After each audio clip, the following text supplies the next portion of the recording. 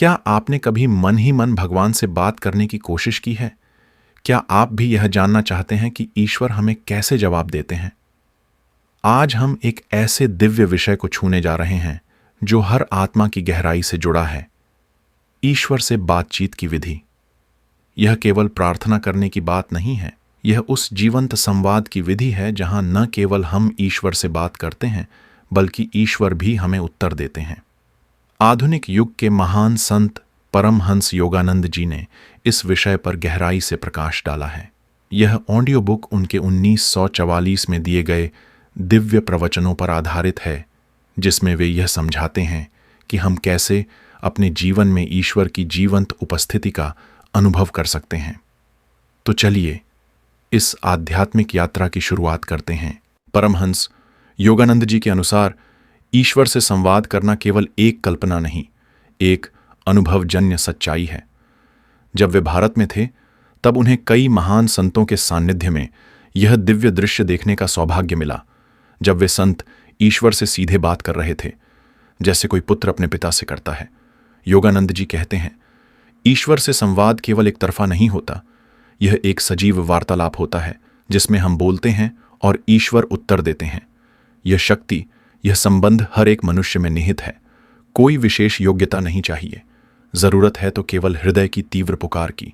अक्सर लोग केवल मन से प्रार्थना करते हैं, लेकिन वह प्रार्थना जिसमें दिल की पीड़ा और प्रेम न हो, वह ईश्वर को नहीं छूती। भगवान केवल उन प्रार्थनाओं का उत्तर देते हैं जो हृदय की गहराइयों से निकलती हैं, जो प्रेम, श्रद्धा और आत्मसमर्पण से ओतप्रोत होती हैं।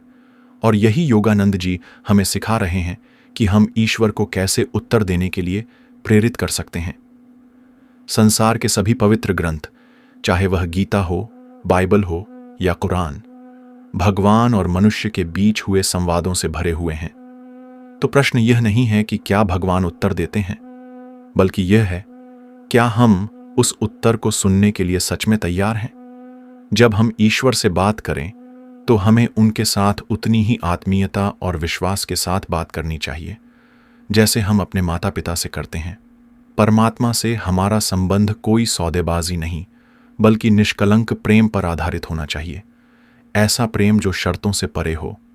यदि हम ईश्वर को जगन माता के रूप में देखें, तो हम अधिकारपूर्वक, आत्मीय भाव से उनसे उत्तर मांग सकते हैं, ठीक वैसे ही जैसे एक बच्चा अपनी मां से कुछ मांगता है।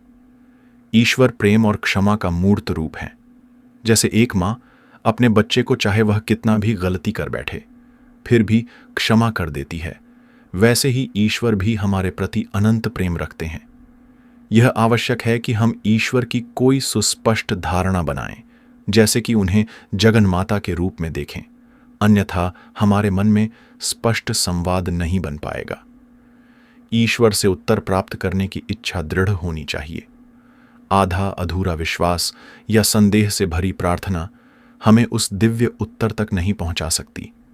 यदि आप भीतर से यह निश्चय कर लें कि ईश्वर मुझसे अवश्य बात करेंगे और उसमें तनिक भी संदेह न हो, तो भले ही वर्षों तक उत्तर न मिले, पर अंततः वह क्षण आएगा जब परमात्मा स्वयं उत्तर देंगे। मैंने अपनी आत्मकथा योगी कथामृत में कई बार इस अनुभव को साझा किया है, कैसे मैंने स्वयं ईश्वर से वार्तालाप किया, उनकी वाणी को सुना। मेरे जीवन का पहला ऐसा अनुभव उस समय हुआ जब मैं एक छोटा बालक था। एक दिन प्रातःकाल मैं एक बछड़े की पीठ पर बैठा हुआ था और एकाग्र मन से गहन चिंतन में लीन था। तभी एक जिज्ञासु विचार मन में उठा, इस अंधकार के पीछे क्या है? और तभी मेरी अंतर्दृष्टि में एक तेज दिव्य प्रकाश फूट पड़ा। उस प्रकाश के भीतर मैंने ध्यान में लीन संतों की छवियां देखीं, मानो मेरी ललाट के भीतर एक ज्योतिपट खुल गया हो जिस पर दिव्य चलचित्र चल रहे हों। मैंने ऊंचे स्वर में पूछा, आप कौन हैं? उत्तर मिला, हम हिमालय के योगी हैं। उन दिव्य आत्माओं की वाणी को सुनकर मेरा हृदय उल्लास से भर गया। उनकी छवियां धीरे धीरे विलीन होती गईं और उनका प्रकाश मंडल की तरह फैलकर अनंत में समा गया। मैंने फिर पूछा, यह दिव्य प्रकाश क्या है? तब एक गंभीर, आकाश गूंजाने वाली ध्वनि आई, मैं ईश्वर हूं, मैं प्रकाश हूं। उस क्षण मैं जान गया कि यह कोई साधारण अनुभव नहीं, बल्कि स्वयं भगवान का उत्तर था। जिसने मेरे जीवन की दिशा ही बदल दी। मैंने वही निश्चय किया कि अब मेरा जीवन केवल एक ही लक्ष्य के लिए होगा, ईश्वर की खोज और उनके साथ पूर्ण एकत्व। अधिकतर लोग सोचते हैं कि आंखें बंद करने पर केवल अंधकार ही होता है, पर जब साधक अपनी साधना में आगे बढ़ता है और उसकी चेतना दोनों भौहों के मध्य स्थित दिव्य चक्षु पर केंद्रित हो जाती है, तो वह अनुभव करता है कि भीतर एक और संसार है, प्रकाशों से बना, सौंदर्य से भरा, ईश्वर की उपस्थिति से ओतप्रोत। जैसे मैंने हिमालय के योगियों का दर्शन किया, वैसे ही महात्माओं के रूप आपके भी सम्मुख प्रकट हो सकते हैं। और यदि आपकी एकाग्रता और गहरी हो जाए तो आप स्वयं भी ईश्वर की वाणी को सुन सकते हैं। शुरुआत में यह मार्ग कठिन हो सकता है, पर एक बार जब आप उनके मौन को तोड़ देते हैं तो वह कई बार आपसे संवाद करेंगे। ईश्वर से परिचय पाना सरल नहीं है, क्योंकि वे यह सुनिश्चित करना चाहते हैं कि आप उन्हें पाने के लिए वास्तव में गंभीर हैं। वे आपके प्रेम की परीक्षा लेते हैं। क्या आप सच में केवल उन्हें चाहते हैं, या उनके माध्यम से किसी और वस्तु को प्राप्त करना? जब तक आपके हृदय में कोई अन्य छिपी हुई इच्छा रहती है, वे आपसे संवाद नहीं करते, क्योंकि ईश्वर कोई वस्तु नहीं, एक चैतन्य प्रेम है, और वे तभी प्रकट होते हैं जब आपके भीतर केवल उनके लिए निस्वार्थ प्रेम की पुकार हो। यदि आपकी प्रार्थना केवल वरदान पाने की लालसा से भरी हो, तो प्रभु आपके सामने क्यों प्रकट हों? वे तो चाहते हैं कि आप उन्हें चाहें, न कि उनके द्वारा दिए गए उपहारों को। मनुष्य का सच्चा प्रेम, यही उसका ईश्वर को दिया गया एकमात्र उपहार है। ये वही उपहार है जो ईश्वर के पास भी नहीं होता, जब तक कि हम उसे स्वेच्छा से अर्पित न करें। पूरी सृष्टि इसी एक उद्देश्य से रची गई है कि मनुष्य यह सिद्ध कर सके कि वह प्रभु को चाहता है, न कि केवल संसार की वस्तुओं को। ईश्वर कभी नहीं कहेंगे कि तुम मुझे पाने की अपेक्षा इन वस्तुओं को कम चाहो, क्योंकि वे चाहते हैं कि आपका प्रेम स्वेच्छा से, बिना किसी अपेक्षा या दबाव के, उन्हें अर्पित किया जाए। यह संसार एक ईश्वरीय खेल है, जिसमें वे यह देखना चाहते हैं कि क्या यह आत्मा मुझे स्वतः बिना किसी मांग के प्रेम दे सकती है। वे, जिन्होंने हमें जन्म दिया है, आज हमारी आत्मा से यह सरल, निष्कलंक प्रेम पाना चाहते हैं। प्रेम ही वह एकमात्र वस्तु है जिसे पाने के लिए स्वयं परमात्मा भी प्रतीक्षा करते हैं। जब तक हम यह प्रेम उन्हें नहीं देते, हम पूर्ण रूप से संतुष्ट या सुखी नहीं हो सकते। जब तक हम एक जिद्दी बालक की तरह इस पृथ्वी रूपी गेंद पर भागते रहते हैं और केवल ईश्वर के उपहारों के लिए रोते चिल्लाते रहते हैं, तो हम उनके दाता रूप की उपेक्षा करते हैं और बार बार जीवन के गड्ढों में गिरते हैं। लेकिन जब हम यह समझते हैं कि ईश्वर ही हमारे अस्तित्व का मूलभूत स्रोत है, कि वे हमारे भीतर ही वास करते हैं, तो हम उनकी उपस्थिति को अपने अंतरतम में प्रत्यक्ष अनुभव करने की चेष्टा करने लगते हैं। और जब तक यह प्रत्यक्ष अनुभव न हो, हम स्वयं को पूर्ण रूप से व्यक्त नहीं कर सकते। हम अपने सत्य स्वरूप को नहीं जान सकते, क्योंकि सत्य तो यही है कि हम दिव्य हैं, हम ईश्वर का अंश हैं। गुरुदेव समझा रहे हैं कि हम परमात्मा का अंश हैं। हम स्वयं से कुछ नहीं कर सकते, क्योंकि हमारा प्रत्येक कार्य, हमारी प्रत्येक श्वास उन्हीं की कृपा का परिणाम है। जब हम यह सोचते हैं कि अगर मैं यह पा लूं, वो पा लूं, तो सुखी हो जाऊंगा, तो हम भूल जाते हैं कि भौतिक वस्तुएं हमें कभी भी पूर्ण संतुष्टि नहीं दे सकती। क्यों? क्योंकि हम स्वयं ईश्वर से बने हैं और केवल ईश्वर की अनुभूति से ही संतुष्ट हो सकते हैं। यदि तुम उनकी शरण में नहीं आओगे, तो फिर तुम्हें कौन शरण देगा? जब तक आप ईश्वर से तृप्त नहीं होते, तब तक संसार की कोई वस्तु आपको पूर्ण नहीं कर सकती। अब एक गहरा प्रश्न उठता है, क्या ईश्वर साकार हैं या निराकार? यह जानना, या कहें इस पर थोड़ा चिंतन करना, आपको ईश्वर से संपर्क स्थापित करने में सहायता देगा। कुछ लोग ईश्वर को साकार रूप में स्वीकार नहीं करते। उन्हें लगता है कि ईश्वर को मानव रूप में देखना उन्हें सीमित कर देना है, जैसे कि अनंत को एक आकार में बांधना। वे कहते हैं, ईश्वर तो निराकार हैं, एक बुद्धिमान, सर्वशक्तिशाली ऊर्जा जो इस समस्त सृष्टि को चला रही है। यह दृष्टिकोण विचारणीय है, परंतु एक प्रश्न उठता है, यदि हमारे सृष्टिकर्ता पूर्णतः निराकार होते, तो उन्होंने साकार सृष्टि कैसे रची? हम तो साकार हैं, हम सोचते हैं, अनुभव करते हैं, प्रेम करते हैं और प्रतिक्रिया देते हैं।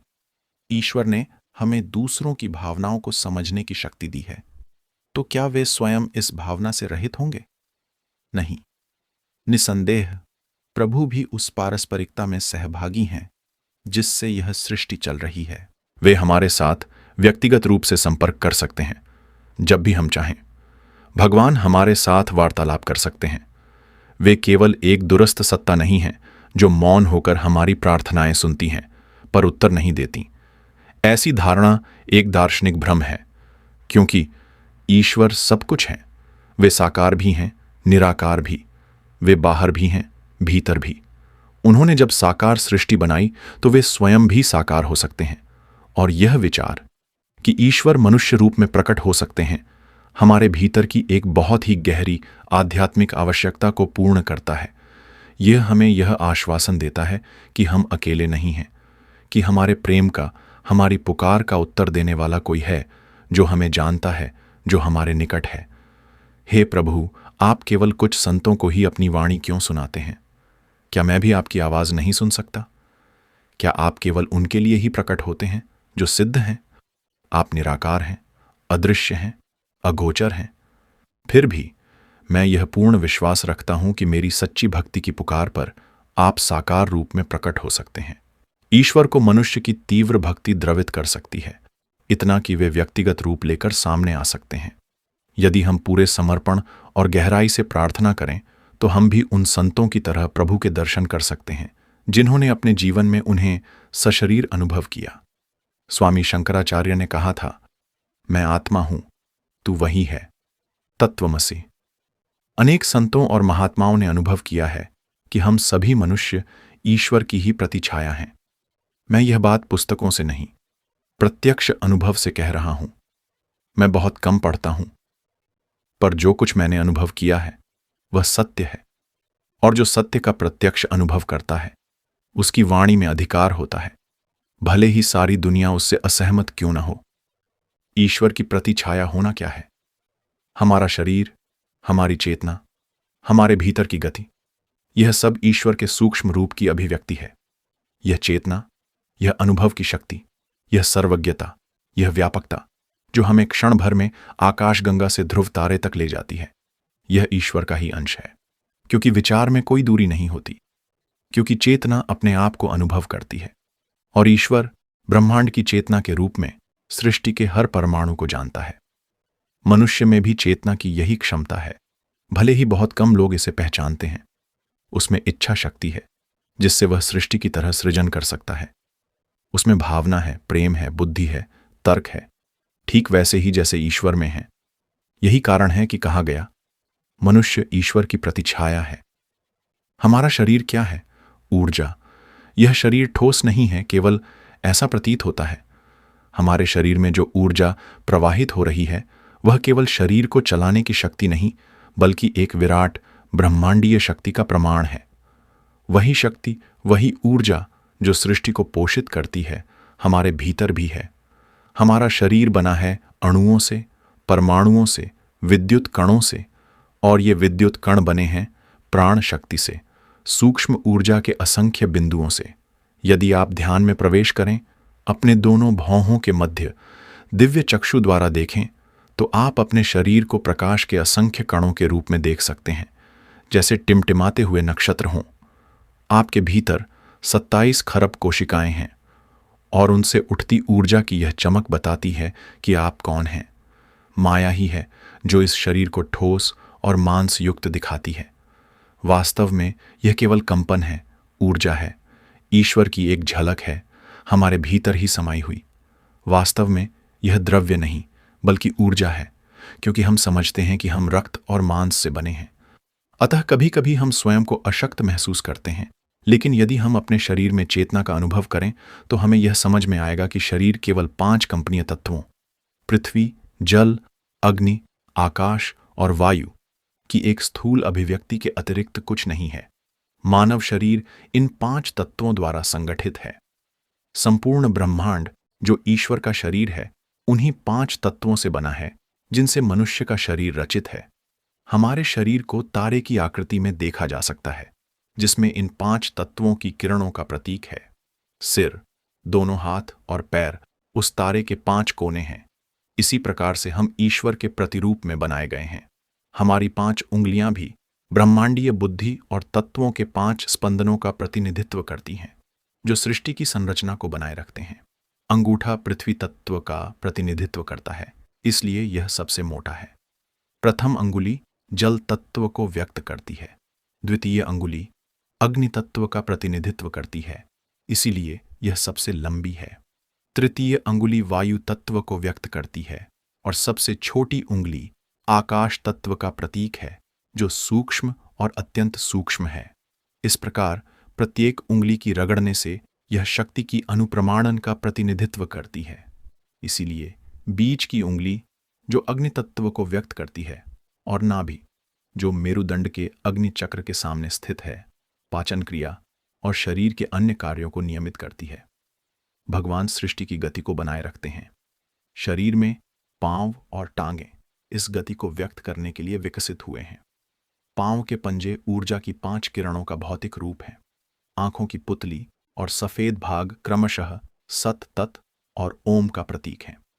जब आप भ्रूम केंद्र पर ध्यान केंद्रित करते हैं तो दोनों आंखों की विद्युत शक्ति का प्रवाह एक ज्योति में प्रतिबिंबित हो जाता है और आपको दिव्य चक्षु दिखाई देने लगते हैं। यह गोलाकार नेत्र भगवान का नेत्र है। सापेक्षता के नियम के कारण जो हमारे द्वैतवाद में प्रचलित हैं, हमारे 2 नेत्र विकसित हुए हैं। ईश्वर में एकात्मकता है और उनकी दिव्य शक्ति से आत्मता का खेल गाड़ी के पुर्जों की तरह आवश्यकतानुसार बदल सकता है। हालांकि मनुष्य शरीर में इस प्रकार का परिवर्तन लाना अत्यंत जटिल है। मन, जो समस्त कोशों और अणुओं को नियंत्रित करता है, आधारभूत तत्व है। जब मनुष्य अपने मन पर पूर्ण नियंत्रण प्राप्त कर लेता है तो वह अपनी इच्छानुसार अपने शरीर के कोशों और अन्य अवयवों को परिवर्तित और प्रतिस्थापित कर सकता है। उदाहरण स्वरूप, वह केवल एक विचार से शारीरिक परमाणुओं को बदल सकता है। जब मनुष्य आध्यात्मिक उन्नति प्राप्त करता है तो वह संपूर्ण पदार्थों पर पूर्ण नियंत्रण पा लेता है। ईश्वर परमात्मा का निराकार स्वरूप अदृश्य है, परंतु उन्होंने भौतिक संसार की रचना की है, इसलिए वे परमेश्वर जगत पिता कहलाए। सृष्टिकर्ता की भूमिका निभाने के लिए वे साकार हो गए और अब वे दृष्टिगोचर हो गए हैं। यह संपूर्ण सृष्टि ईश्वर का शरीर है। पृथ्वी के रूप में उनके 2 स्वरूप हैं, ऋणात्मक और धनात्मक, अर्थात उत्तरी और दक्षिणी ध्रुव। तारे उनकी आंखें हैं, घास और पेड़ उनके बाल हैं, समुद्र का गर्जन उनका रक्त प्रवाह है, पक्षी का गीत उनकी वाणी है और नवजात शिशु का रुदन उनकी वाणी का एक रूप है। यह संपूर्ण ब्रह्मांड उनका शरीर है और उनके हृदय की धड़कन ही ब्रह्मांड की धड़कन है। वे समस्त मानव जाति के असंख्य चरणों द्वारा चलते हैं और वे सभी के हाथों के माध्यम से कार्य करते हैं। यह एकमात्र दिव्य चेतना ही है जो समस्त मस्तकों द्वारा व्यक्त हो रही है। जिस प्रकार सितारे अपनी अपनी कक्षा में संतुलित रहते हैं, वैसे ही सर्वव्यापक भगवान नित्य क्रियाशील हैं। कहीं भी ऐसा स्थान नहीं है जहां जीवन न हो। अपनी असीम उदारता द्वारा ईश्वर सदा ही अनेक रूपों, आकारों और अपनी विश्व शक्ति के अनंत स्वरूपों को प्रकट करते हैं, अर्थात वे सृष्टि के संचालन और कार्यों को सक्रिय करते हैं। जब परमपिता परमात्मा ने सृष्टि रची तो उन्होंने अपने मन को विशेष रूप में आकार और विचार दिए।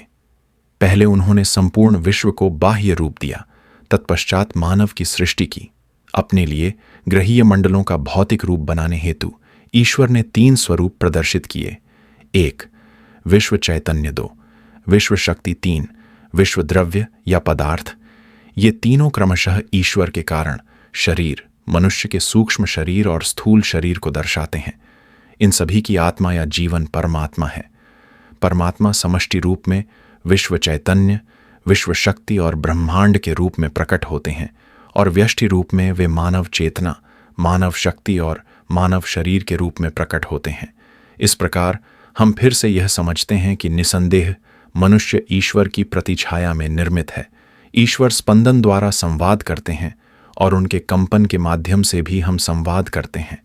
निसंदेह ईश्वर साकार और शारीरिक रूप में हमारे लिए प्रकट होते हैं। वे आपकी कल्पना से भी अधिक साकार हैं और उतने ही यथार्थ और वास्तविक हैं जितने कि हम आज हैं। भगवान सदा ही हमें प्रत्युत्तर देते रहते हैं। उनके विचारों का प्रवाह निरंतर हमें भेजा जा रहा है। इस प्रवाह को महसूस करने के लिए शक्ति की आवश्यकता होती है, और वह शक्ति ध्वनि के रूप में प्रकट होती है। यह कितनी महत्वपूर्ण बात है कि ईश्वर चेतना है, ईश्वर शक्ति है, और वार्ता करने का अर्थ है स्पंदित होना। अपनी विश्व शक्ति के स्पंदन में वे सदैव वार्ता कर रहे हैं। वे सृष्टि की माता बनकर स्वयं को पृथ्वी, जल, अग्नि, वायु और आकाश के रूप में प्रकट करते हैं। सर्वव्यापी जगत माता निरंतर दृश्य रूपों में, जैसे फूलों, पर्वतों, समुद्रों और नक्षत्रों में अपने आप को निरंतर व्यक्त कर रही हैं। अब द्रव्य क्या है? यह विश्व की या ईश्वर की विश्व शक्ति के प्रकल्प की एक विशेष दर है, इसके अतिरिक्त और कुछ नहीं। संसार का कोई भी रूप वास्तव में ठोस नहीं है। जो कुछ भी ठोस प्रतीत होता है वह केवल उसकी शक्ति का एक घनीभूत या स्थूल रूप है। ईश्वर स्पंदन के माध्यम से हमारे साथ वार्ता कर रहे हैं, लेकिन प्रश्न यह है कि हम उनसे सीधा वार्तालाप कैसे करें। यह सबसे कठिन उपलब्धि है, ईश्वर से वार्तालाप करना। यदि आप एक पर्वत से बोलें तो वह उत्तर नहीं देता। फूलों से बात करें, जैसा कि लूथर बंके करते थे, तो उनमें से थोड़ा सा उत्तर मिल सकता है। निसंदेह हम दूसरों से बात कर सकते हैं, लेकिन क्या ईश्वर फूलों और मनुष्यों की अपेक्षा कम उत्तरदायी है? क्या हम उनसे बोलते जाएं और वह उत्तर नहीं दें? देखने में ऐसा लगता है, लेकिन इसमें ईश्वर का कोई दोष नहीं है। यह हमारा दोष है। हमारा अंतर्ज्ञान, हमारा आंतरिक टेलीफोन ठीक से काम नहीं कर रहा है। ईश्वर हमें पुकार रहे हैं और हमसे बात कर रहे हैं, लेकिन हम उन्हें नहीं सुन पा रहे हैं। विश्व स्पंदन सभी भाषाओं में बात करता है, लेकिन संत ईश्वर की वाणी सुनते हैं। जब कभी एक संत प्रार्थना कर रहे थे तो ईश्वर का उत्तर आकाश से आती हुई वाणी के रूप में प्रतीत हो रहा था।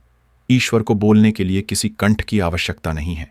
यदि आप पर्याप्त दृढ़ता से प्रार्थना करें तो वह प्रार्थना स्पंदन तुरंत ही उत्तर लाएगा, और यह उत्तर उसी रूप में व्यक्त होगा जिस भाषा में आप सुनने के अभ्यस्त हैं। यदि आप हिंदी में प्रार्थना करेंगे तो उत्तर भी हिंदी में मिलेगा।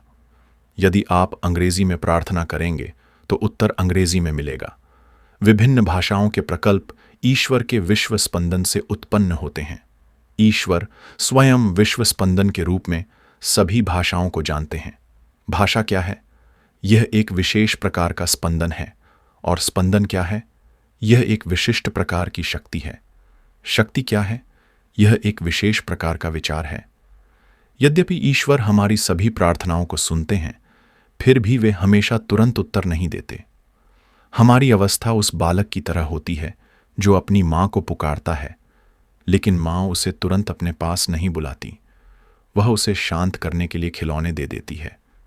लेकिन जब बालक किसी चीज से संतुष्ट नहीं होता और सिर्फ माँ की उपस्थिति चाहता है, तब माँ आ ही जाती है। यदि आप ईश्वर को जानना चाहते हैं तो आपको उस नटखट बालक की तरह बनना होगा जो तब तक रोता रहता है जब तक उसकी माँ उसे न मिले।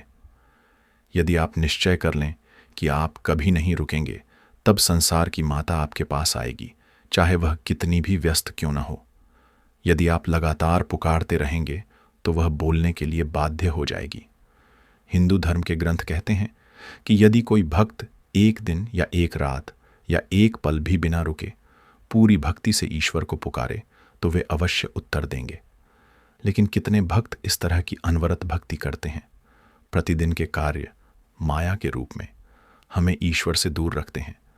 यदि आप केवल एक छोटी सी प्रार्थना करें और फिर अन्य विचारों में खो जाएं, या इस प्रकार प्रार्थना करें, हे ईश्वर, मैं तुझे पुकारता हूं पर मुझे बहुत नींद आ रही है, ओम, तो ईश्वर आपके पास नहीं आएंगे। अनुव्रत प्रार्थना करें, यानी निरंतर और प्रबल भक्ति से प्रार्थना करें। जैसे एक प्रेमी अपने प्रेम को दृढ़ता से व्यक्त करता है, परंतु यदि उसका प्रेम दिल से सच्चा नहीं है तो प्रेमिका इसे महसूस कर लेती है। इसी प्रकार जब भक्त ईश्वर से प्रार्थना करते हैं तो ईश्वर जानते हैं कि उनके मन और हृदय में सच्ची भक्ति का अभाव है। उनके विचार भटकते रहते हैं और उनका हृदय शुष्क होता है। वे उन अर्धमन से की गई पुकारों का उत्तर नहीं देते, लेकिन वे उन भक्तों के सामने प्रकट होते हैं जो दिन और रात प्रबल भक्ति के साथ उनसे प्रार्थना और संवाद करते हैं। ऐसे भक्तों के पास ईश्वर अवश्य आते हैं। सर्वोत्तम यही है कि आप ईश्वर को प्राप्त करने के सर्वोच्च उपहार से संतुष्ट हों, न कि छोटी छोटी चीज़ों को पाने में समय व्यर्थ करें। स्वभावतः ईश्वर से खुद को प्राप्त करने का सर्वोत्तम उपहार प्राप्त करना अन्य छोटे उपहारों से कहीं अधिक आसान है, लेकिन सबसे उत्तम उपहार यह है कि आप किसी भी निम्न वस्तु से संतुष्ट न हों। मैंने ईश्वर से प्राप्त उपहारों पर कभी ध्यान नहीं दिया, बल्कि मैं उन उपहारों के पीछे उस दाता को देखता हूँ। मेरी सभी कामनाएं इसलिए पूरी हो जाती हैं क्योंकि मैं गहराई से ईश्वर से जुड़ता हूँ। मैं सीधे ईश्वर के पास जाता हूँ और यही कारण है कि मेरी इच्छाएं पूरी होती हैं। सृष्टि के हर रूप में मैं ईश्वर को देखता हूँ। वे हमारे पिता हैं। वे हमारे पास बहुत करीब हैं, समीपतम। वे हमारी कल्पना से भी अधिक सच्चे और वास्तविक हैं। वे अज्ञेय और झेय दोनों हैं। वे जानने योग्य और न जानने योग्य दोनों ही हैं। ईश्वर हमारे लिए हमेशा बेचैन रहते हैं। वे चाहते हैं कि हम उनके पास लौट आएं, क्योंकि यह हमारा जन्मसिद्ध अधिकार है। हमारे जीवन का अंत निश्चित है। एक दिन हमें इस संसार से विदा लेनी ही पड़ेगी। यह संसार हमारा स्थायी निवास स्थान नहीं है, बल्कि केवल एक पाठशाला है जहां भगवान ने हमें हमारे व्यवहार की परीक्षा के लिए भेजा है। ईश्वर स्वयं को प्रकट करने से पहले यह जानना चाहते हैं कि क्या हम संसार के झूठे ऐश्वर्य की चाह रखते हैं, या क्या हम उस ज्ञान तक पहुंच चुके हैं जहां हम यह कह सकें, हे प्रभु, मैं इस सब कुछ को देख चुका हूं, अब मैं केवल आपसे बात करना चाहता हूं। मैं जानता हूं कि आप मेरी असली संपत्ति हैं।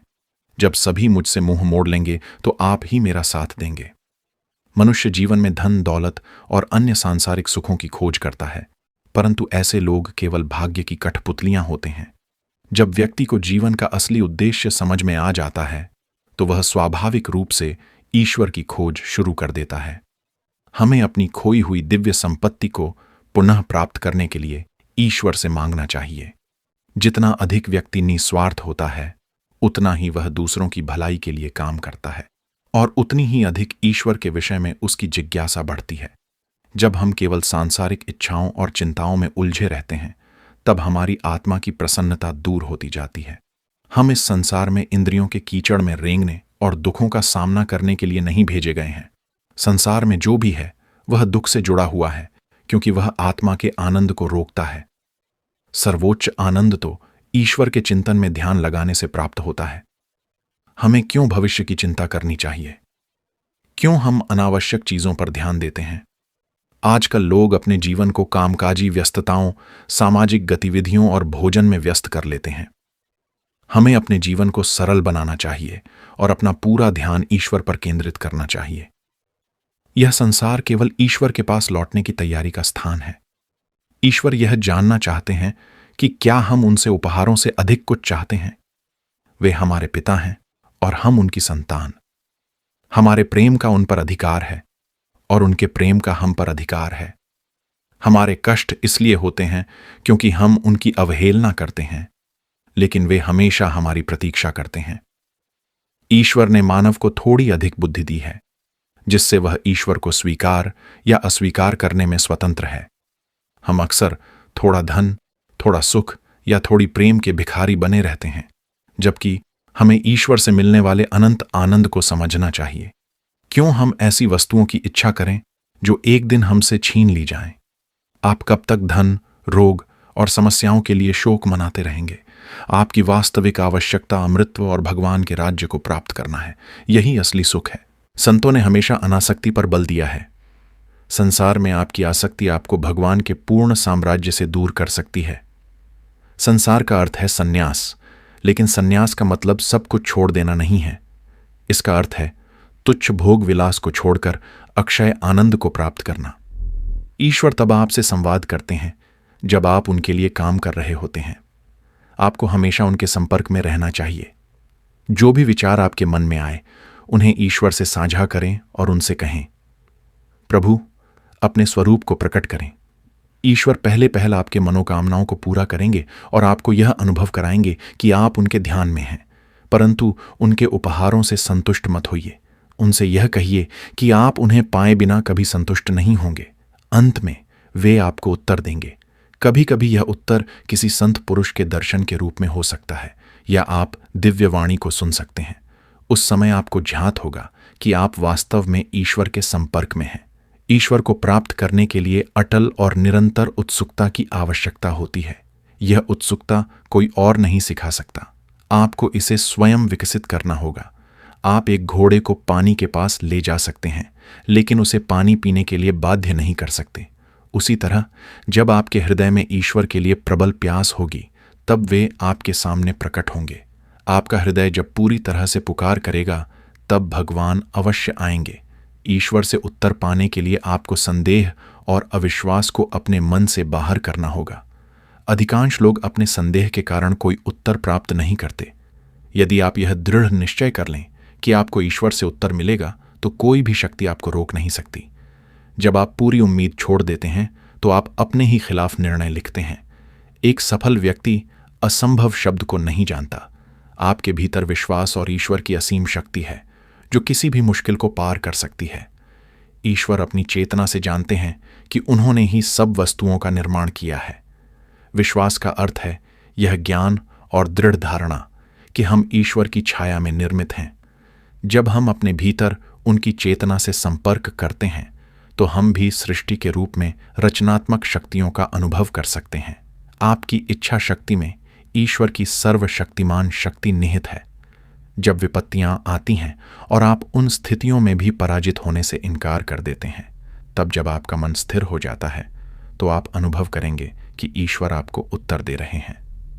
भगवान ब्रह्मांडीय स्पंदन के रूप में शब्द हैं। वे सृष्टि के प्रत्येक परमाणु में गूंज रहे हैं और इस सृष्टि में एक संगीत का निरंतर प्रवाह हो रहा है, जिसे गहन ध्यान करने वाले भक्त सुन सकते हैं।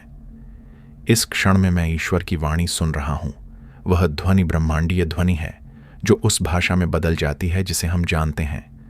जब मैं ओम की ध्वनि सुनता हूं और मैं ईश्वर से कुछ जानना चाहता हूं, तो वह ओम की ध्वनि अंग्रेजी या बंगाली में परिवर्तित हो जाती है और मुझे सुस्पष्ट आदेश देती है। ईश्वर मानव के अंतर्ज्ञान द्वारा हमसे बातें करते हैं। यदि आप ब्रह्मांडीय स्पंदन को सुनना सीख लें, तो ईश्वर की वाणी को समझना सरल हो जाएगा। लेकिन यदि आप केवल सार्वभौमिक प्रकाश से प्रार्थना करते हैं और आपकी इच्छा शक्ति प्रबल है, तो आकाश भी ईश्वर की वाणी के साथ उत्तर देगा। ईश्वर सदैव हमसे बात कर रहे हैं, हमें केवल उन्हें पुकारने की आवश्यकता है। वे कह रहे हैं, मुझे पुकारो, अपने हृदय की गहराई से, अपने अंतर्मन से, अपनी आत्मा की गहनता से, आग्रहपूर्वक, अधिकारपूर्वक और दृढ़ता से बात करो।